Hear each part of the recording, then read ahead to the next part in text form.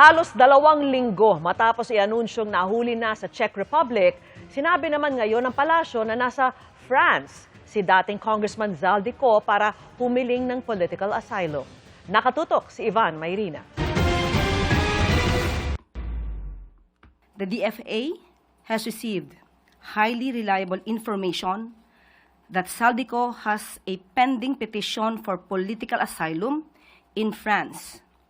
He has been requested to be transferred to and is now under the jurisdiction of French authorities.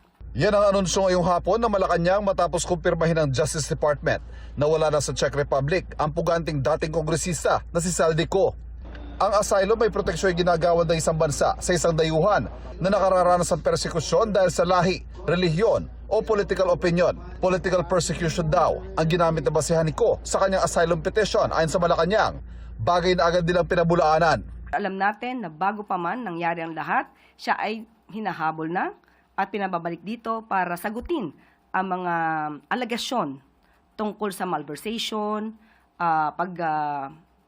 pagnakaw di umano ng pondo ng bayan. So wala pong masasabing political persecution dito. Maliwanag po yan. Habang may asylum petition, malaya si Ko na gumalaw hindi lang sa bansang France, kundi mag-isa ibang mga bansa sa Schengen area sa Europa. Ipinatawag ng Pangulo ang mga ambassador ng France sa Czech Republic para pag-usapan ang kaso ni Zaldico. Magaganap ang pulong sa Malacanang bukas ng hapon. Para mapag-usapan kung anong pagkukulang, kung anong dapat na ginawa at ano yung dapat na maaari pang gawin para maibalik si Zaldico dito sa ating bansa. Ang Pangulo dismayado raw sa naging takbo ng mga pangyayari sa paghahabol kay Zaldico. Sinabi niya na disappointed siya dahil malapit na sana natin na pauwi si Zaldico. Ayon sa Pangulo ay wala siya nakikitang dapat sisihin dahil lahat po ng opisyal na na-involved dito para po alamin kung ano ang nangyari at anong kondisyon at that time ni Zaldico ay nagtrabaho po na maayos. Pero si Senador Ping Lacson, sinabing wala raw ibang maaaring sisihin kundi ang gobyerno sa nasayang na oportunidad. Nalagay daw sa nakakahiyang sitwasyon ng gobyerno dahil hindi ito agad umaksyon nang malamang hawak ng Czech authorities si Zaldico.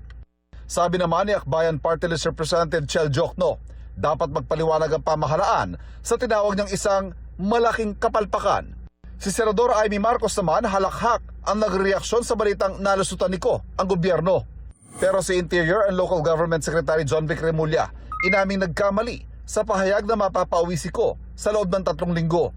Nagkamali raw siyang isipin na pareho magiging proseso ng pagpaparepatriate ng Pilipinas at ng Czech Republic. Ivan Mayrina, Nakatutok, 24 Oras.